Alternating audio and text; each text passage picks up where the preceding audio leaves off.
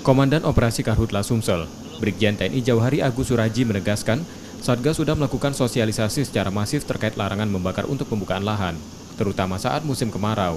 Namun masih ada kelompok-kelompok masyarakat tertentu melakukan perambahan lahan dan hutan dengan cara-cara membakar, yang membuat saat ini lahan dan hutan di Sumsel masih terbakar. Mereka yang merambah meninggalkan lahan dan hutan yang mereka bakar, membuat kebakaran jadi meluas. Saat ini TNI dari Korem dan Kodim sudah menurunkan tim untuk mencari dan menangkap pelaku perambahan lahan dan hutan dengan membakar melalui patroli udara. Kita akan tidak lewat darat, kita nanti akan melaksanakan operasi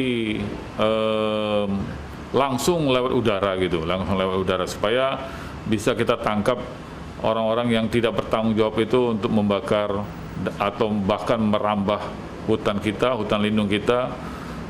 Yang sekarang sudah mulai ya agak gundul kondisinya, sehingga kita harapkan orang-orang yang merambah itu bisa kita hadapkan ke aparat penegak hukum. Ya.